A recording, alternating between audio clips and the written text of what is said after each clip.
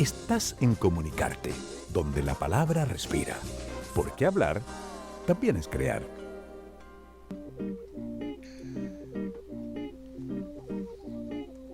Qué buena canción para este 11 de marzo del 26 Espantamales de la gran Francesca Ancarola, que estuvo acá en nuestra radio. Si quieren revisar esa entrevista, vayan a nuestro canal de YouTube. Estuvo conversando con Muriel Riveros en tantas canciones buenas. Y ahora yo tengo el placer de estar acá en el estudio con Dauno Totoro Navarro. ¿Cómo estás? Hola. Totoro, perdón, Totoro. Puse mal el acento. ¿Cómo estás tú? Bien, gracias por la invitación. Yo tuve que preguntar si venía el padre o el hijo, porque vino tu papá Sí. hace algunos meses atrás.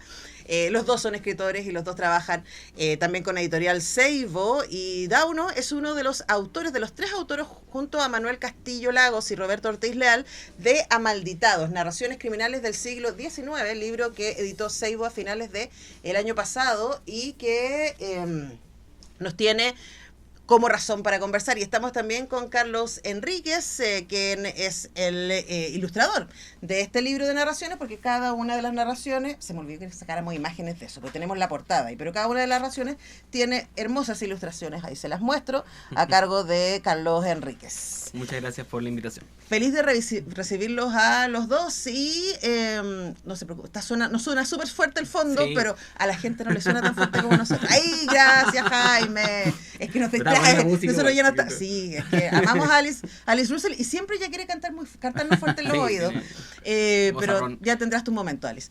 Entonces, Amalditados, quería partir de uno preguntándote por esta selección. Primero por el tema, ¿no? ¿Por qué escogen entrar en contar como relatos de ficción algunas historias reales, que de hecho ustedes como historiadores, me encanta que usan información secundaria en este caso, ¿cierto? Trabajan derechamente con prensa. Cuéntanos Sí. cómo primero llegaron a este tema y luego cómo fue la metodología para llegar a estos relatos.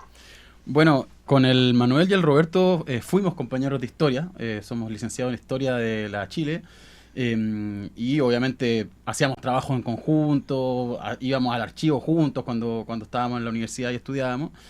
Y en un trabajo de la universidad, esto hace ya más de una década, hicimos un trabajo sobre soldados custodios de cárceles en el siglo XIX que ayudaban a fugarse a ciertos presos. Y eso quedó ahí flotando y el Manuel por su lado transformó eso en un cuento y ahí nos dimos cuenta que había una posibilidad de hacer un relato de historias muy interesantes que eran poco conocidas y eso se conjugó, se concatenó con el hecho de que yo siempre tuve como un interés por escribir sobre esta como historia de... En un primer momento de la maldad, queríamos escribir sobre, relatar la violencia, esta cuestión más oscura, más cruda. Y bueno, nos parecía que esta vinculación entre la historia, el crimen y esta violencia, digamos, que trata de ser pintada por la historia oficial como una violencia extramuro que está fuera de la sociedad, pero que en realidad está muy presente dentro en el corazón de la sociedad. Y resulta que en la investigación histórica que hicimos nos encontramos con mucho más que eso. O sea, aquí los personajes que nos encontramos y sus historias iban mucho más allá de la violencia o de la maldad, sino que eran personajes muy complejos, porque de partida uno ahí no puede definir si son culpables o inocentes. Es muy difícil entrar en ese terreno porque, bueno, no es nuestro interés tampoco, pero también hay un paso de la historia, los tribunales, cómo funcionaban en esa época. Y como tú bien decías, la principal fuente de información es la prensa, ya tenía un sesgo. Y lo que hicimos entonces para poder llegar a conocer la historia y nos propusimos, dijimos, vamos a hacer historias de casos y de personajes que encontremos nosotros. Hay casos históricos conocidos como Émile Dubois, que es conocido, pero lo encontramos nosotros rebuscando entre archivos. Y lo que hicimos fue bastante sencillo, como la práctica historiográfica que nosotros habíamos aprendido en la universidad, que fue ir al archivo judicial y también ir al archivo de la prensa de la Biblioteca Nacional y nos pusimos a revisar diarios, día a día, mes a mes, entre algunos periodos del siglo XIX, y ahí nos fuimos encontrando con estas joyitas que luego fuimos transformando en cuentos. Claro, porque esto es literatura, ¿no? Es Claro. como las películas ustedes que han visto que dicen basada en un hecho real. Eso Claro. es un poco lo que vemos acá porque Exactamente. ustedes juegan con eso. Y ahí el rol que tiene Carlos también es súper importante porque tu trazo no es... Estoy pensando, está más ligado a la idea de novela gráfica, que Claro. tiene sesgos referenciales, pero que no es necesariamente hiperrealista, sino Claro. que tú estás jugando con esta idea y además muchos de los cuentos están en la ambigüedad también del fantástico. El cuento del barco, igual ahí uno Claro. dice, Sí. hay sirena, ya me acordé de otro cuento, hay mucho cuento de terror marino, pero este Claro. podría perfectamente estar ahí, Sí. a pesar de que está basado en una noticia, ¿no? Entonces cuéntanos cómo fue tu trabajo, Carlos, de trabajar y hablar de que estamos hablando de un momento histórico, pero al mismo tiempo de que estos relatos están un poquito ahí como al límite. Fue un trabajo muy entretenido porque cuando me invitaron los cabros a trabajar esto, ellos ya tenían escogidos los cuentos que ya se iban a hacer, o sea, los relatos, la investigación ya estaba hecha. Y eso me permitió sumergirme un poco en las historias para ver cómo ya, en qué encuadre se encuentra esta historia. Esto es como de algo estrictamente histórico, esto es ficción, cómo uno aborda como lector estas historias que se quieren contar.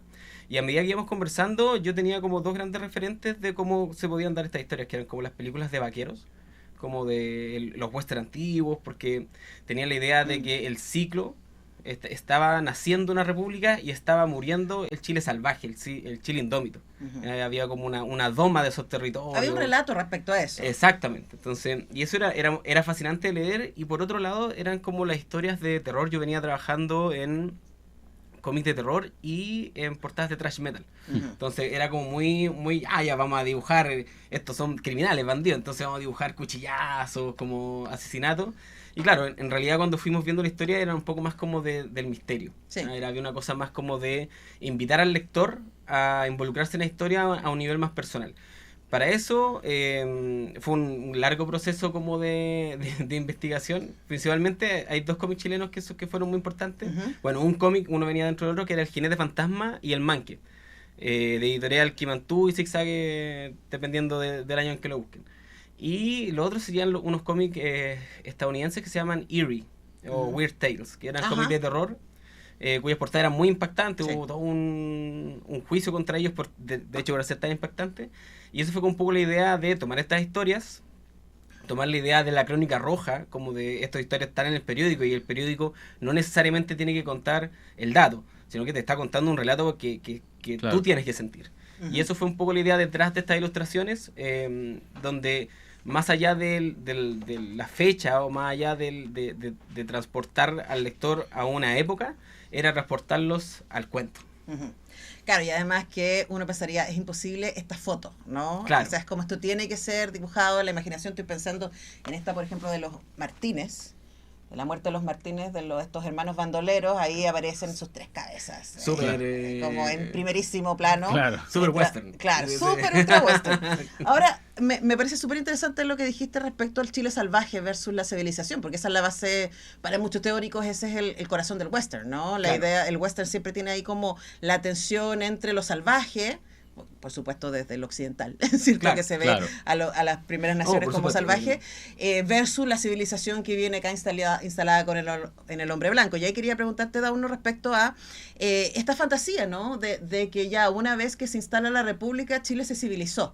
Claro. En esa lógica de civilización, además, ¿no? Claro. Entonces, lo que ustedes fueron encontrando también da cuenta de la resistencia a esa civilización. Y de hecho, hoy día diríamos, a ver, que si pensamos en narcos, ¿cierto? En los niveles de violencia de género, etcétera, seguimos viviendo desde lo salvaje, y algunos acuerdos civilizatorios que hemos tomado hoy día especialmente están siendo puestos en cuestión, incluso desde los gobiernos, ¿no? Claro. Entonces, hablemos de ese doble relato que convive en Chile con la idea de ya, ahora somos una república independiente y por lo tanto somos gente seria, versus la cantidad de mandingas que andaban ahí haciendo la suya. Sí, yo creo que ese es un punto muy relevante, porque, y a todo esto, cuando tú hablas de esto de la frontera o el borde de lo fantástico, que los cuentos están siempre en eso, entonces aparecen unas sirenas, un bandido que es brujo, Sí. pero eso no solo está en los cuentos, sino que eso también estaba en la prensa. Eso fue Claro, para nosotros era increíble, o sea, había una noticia que no está entre los cuentos, pero una noticia de un tipo que había muerto en un tren y le habían dado un brebaje y había revivido. Ujú. Y nos encontrábamos con cosas así siempre en la prensa, y yo creo que expresa bien la prensa de la época de cierta manera, desde una óptica y un punto de vista, una especie de conflicto que existía entre este intento, comillas, muchas comillas, civilizatorio de establecer una república y otro mundo que tenía que morir para que esta república se instalara. Y eso obviamente era a través de la violencia más brutal, la coacción, la coerción. O sea, por ejemplo, el trato al pueblo mapuche no se retrata específicamente como un tema central en todos los cuentos, pero sí aparece como un marco general. Claro, pero en el primer cuento aparece, ¿cierto? Sí, claro. Como quienes estaban con los que estaban defendiendo la República y quienes seguían con la idea de, de la República Independiente versus quienes seguían en la lógica de la monarquía. Claro. Y Y ahí también, lo que yo creo que siempre es bueno recordar, que los pueblos originarios no siempre están de acuerdo entre ellos mismos. exactamente, o sea, tenían conflicto interno, son un pueblo, digamos. Y yo creo que, claro, ahí lo interesante, nosotros no queríamos entregar como un mensaje estrictamente político con el libro, queríamos escribir esta historia y hacer fantasía en un sentido, pero como nos remitimos a la historia y nos basamos en hechos reales, siempre salía a discusión como este tema de esta violencia que el discurso oficial siempre trata de puntualizar como extramuros, es decir, como los antisociales, cuando en realidad son hijos legítimos de la sociedad que los pare. Absolutamente. Son representación de esa misma sociedad, y de hecho en el libro en el cuento de Federico Acuña, que es un bandido que fue muy famoso en su momento, el mismo narrador, que es un periodista, que escribe esta semblanza sobre este bandido, él dice que mucho se habla en la prensa y en los periódicos de aquella época, 1878, de los bandidos que asolaban la región central de Chile, de San Felipe a Talca, pero poco se hablaba de la corrupción en las instituciones, decía él, en las municipalidades, porque hubo todo un escándalo de corrupción a comienzos del siglo XX en las municipalidades en Chile. Bueno, lo que eran las municipalidades en aquella época. Entonces, también, ni tampoco se habla de la violencia contra los inquilinos, contra los peones, contra el emergente movimiento obrero de ese tiempo, la vida del niño, bueno, el niño guacho, como después Salazar y muchos otros historiadores han relatado. O sea, eso no existía como tema, o sea, la civilización pasaba por sobre eso. Sí. Y claro, los bandidos, y en el caso de Federico Acuña, ellos no eran Robin Hood, ellos no tenían una ideología de robar al rico para entregarle al pobre, ni una ¿Cómo se armó el relato después? Porque de Dubois se dijo eso. Claro, y hay toda una discusión sobre eso. Quizás sí los movía un sentimiento genuino de rabia, de impotencia frente a la brutalidad. Y una identificación de parte del pueblo de decir que ganas de soltarme las trenzas y ser así. Exactamente, y de que estos cobren alguna vez, o sea, de vivir la más brutal miseria, gente que no tenía acceso ni a la lectura, ni a nada, digamos, que veía morir a sus padres, producto del trabajo o del hambre, y bueno, querer cobrar en un sentido. O sea, ahora, eso no necesariamente era la motivación, sino que la motivación era vivir, o era incluso ser libre.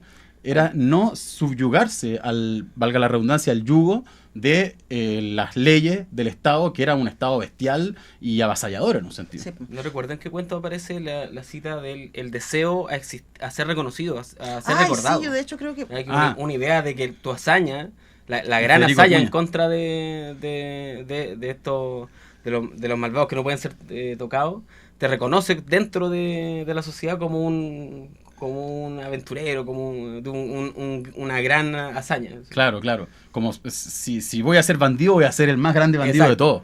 Pero también hay una cosa que yo siento que los cuentos comparten que tienen que ver con el destino, ¿no? Con un poco, esto es lo que me tocó y voy a hacer, y de hecho, mira, ahí está. Antes de ir a eso, quiero, aprovechando ahí que nos pusieron la portada de Amalditados, para quienes nos están escuchando se la describimos, es como si estuviera mirándonos de vuelta, ¿cierto? Uno de estos forajidos con una iglesia colonial de espaldas, ¿cierto? Sí. Y su sombra sobre un trozo de tronco.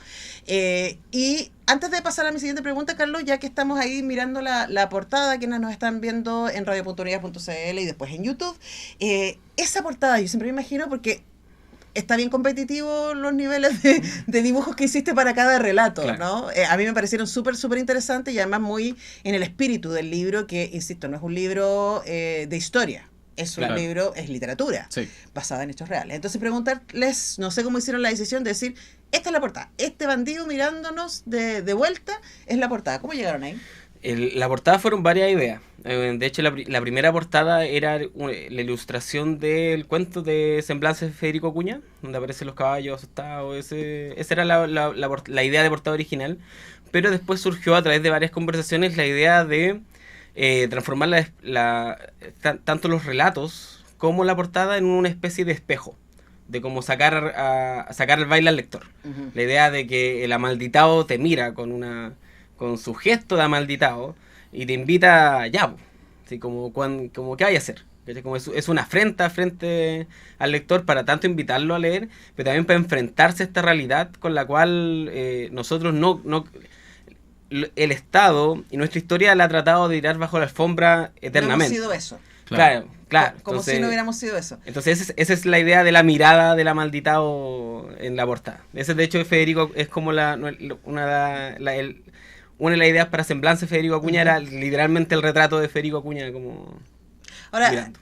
Para cerrar, y ahí retomo lo que les iba a preguntar respecto al destino, ¿no? Porque a ver, el relato oficial ha tratado de esconder esta parte de nuestra identidad, que somos mestizos y difíciles, ¿cierto? Y por supuesto, yo siento que todavía hoy, cuando se ve que el Estado es violento y que el Estado es corrupto, muchísima gente dice, bueno, entonces, ¿por qué yo no? Claro. Si claramente no puedo llegar de manera correcta a ese lugar, vamos, si desde arriba me están empujando, vamos, ¿no? Entonces está esa tensión entre ese relato y el destino que estos personajes asumen que tienen y la invisibilización de esos relatos, porque cuando yo los leía, pensaba en que, bueno, soy especialista en literatura del siglo XIX, pero que lo único que yo había leído que me recordaba a Malditados es Eloy, de Droguet, que es principio del 20, pero que tiene esta cosa de hablar desde el bandido, ¿no? Y de poder ponernos en ese lugar, y también es un lugar hostil y es un lugar arisco en términos geográficos incluso. Entonces, preguntarte, Dauno, para terminar, respecto a lo que fuiste encontrando del chileno, de la identidad, de la idiosincrasia nacional en estos relatos. Bueno, yo creo que eso nos llama la atención igual. Lo del siglo XIX, también para responder al principio de tu pregunta, o sea, nosotros queríamos ir al siglo XIX porque encontrábamos que igual no se había escrito tanto de la historia de estos sectores como marginales o marginalizados de esa época. Un poco más en el siglo XX, Droguet especialmente, bueno, el Río, esta novela El Río, se me olvidó el nombre del autor, pero que es la novela de los habitantes del río Mapocho de principio del siglo XX, que es una novela, bueno, ultra recomendable para conocer esa historia, pero el siglo XIX se había hablado poco.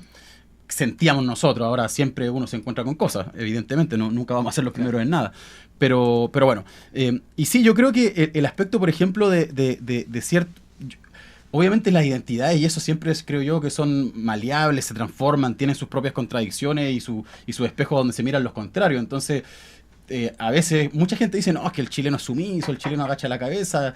Yo siento que no necesariamente es así, o sea, muchas veces hay levantamiento en contra de la injusticia o en contra del propio sufrimiento, de decir no voy a agachar el moño aquí, de pararse, de aguantar y de resistir.